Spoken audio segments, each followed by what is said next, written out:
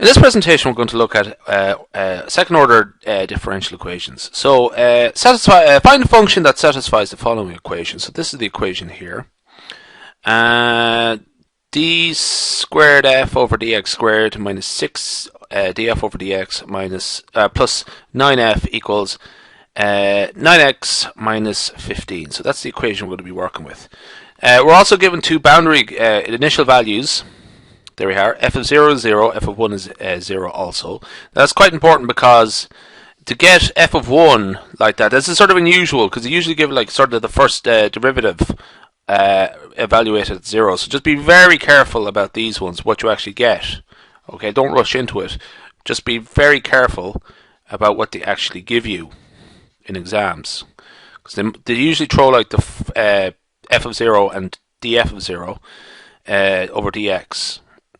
Or something like that, but you know they might sort of change around a bit. Anyway, so what we have to do is write out the auxiliary equation. We're going to base it on this component here. Okay, and let's do that. So here's our auxiliary equation. There we have it there. So what I'm going to do is it's essentially we're going to let it equal to 0, and we're not particularly worried about the particular solution yet. So essentially what I'm going to do here is d squared f over dx squared. So that's z squared. Minus 6 df over dx, that's minus 6z, plus 9. Okay. And what we do, now this is correctly the auxiliary solution, this part. Okay, the top line there is just to sort of guide the eye. Okay, so essentially what we have to do is factorize that. Now this is going to be a particularly unusual one because what we get is a repeated root. Let me do that again. Z minus 3 squared, okay, equals 0. So z is going to be equal to 3.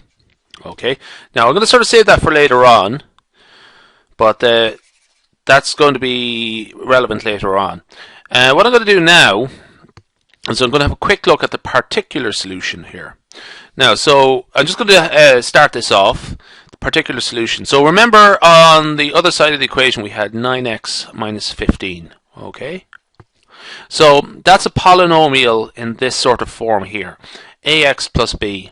Okay, so it says the same form now.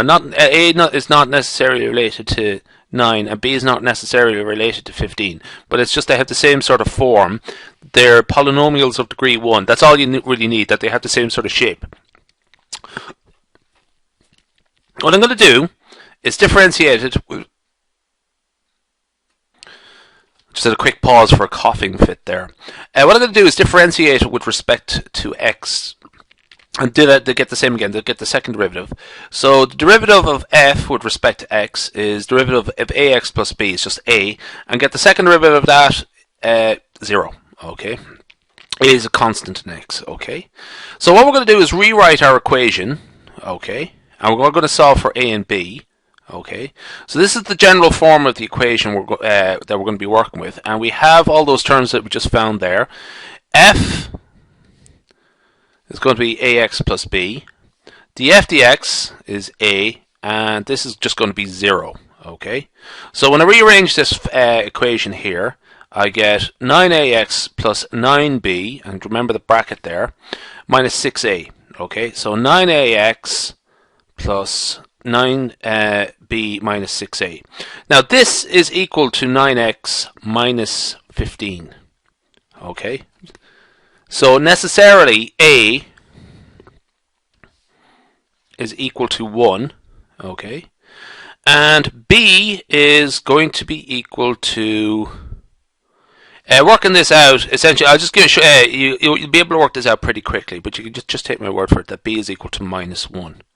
Okay, so what does that mean? I'm just going to sort of scroll down here. Our particular solution, f of x, is equal to x minus 1. Simple as that. So that's our particular solution sorted out.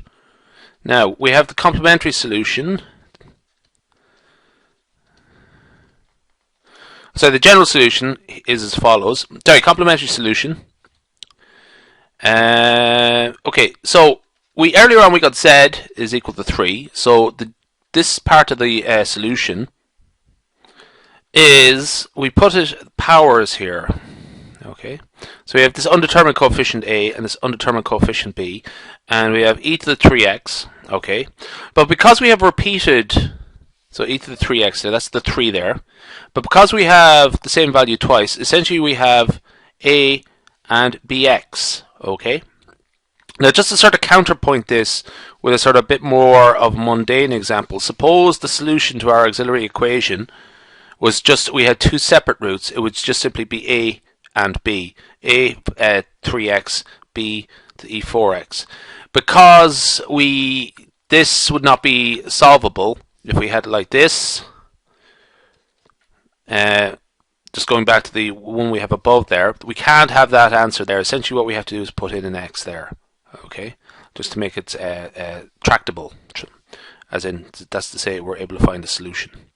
Okay, so if in the case of a repeated root, you have A and B of x, okay, and two separate roots, for example 3 and 4, you would be able to have an answer like that. Okay, just in case you're sort of wondering where this x comes from, it's just sort of what you do when you get a repeated root.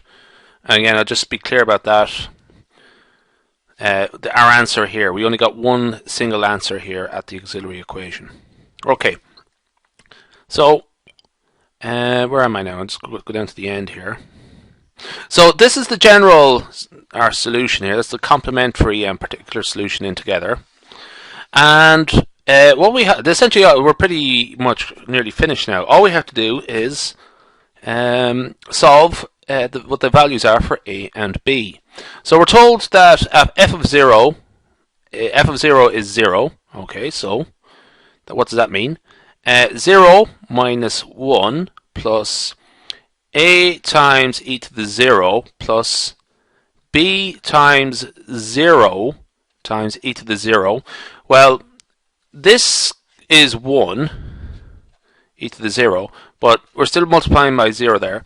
Anyway, what does that mean? 0 is equal to A minus 1. Okay, that's 1. Okay, this entire expression here on this side goes to 0 because of that 0 there. Okay, so what does that mean? It means that A is 1. Capital A is equal to 1. Okay, so that's the first part done. Okay, and let's do it for the second part, or when f of 1. So 1, putting in x, putting in a 1 for x there, minus 1, okay, plus e to the 3 times 1. Okay, we're having A as 1 now. Okay, so we're leaving out A, plus B times 1 times e to the 3, e to the power of 3. Okay, so that means that, and that's also equal to 0.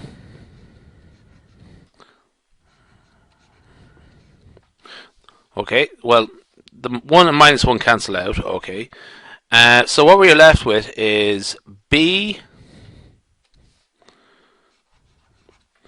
times e to the 3 minus e to the 3, and that's equal to 0. Okay, or in other words, we can write it as, we could just rewrite it slightly as follows, just made a bit more space there. B e to the 3 B minus 1 is equal to 0. Well, e to the 3 can't be 0 because we know it's non-zero, so B minus 1 must be 0. Okay, so B necessarily is minus 1. So our overall answer, f of x, is x minus 1 plus e to the 3x plus, or minus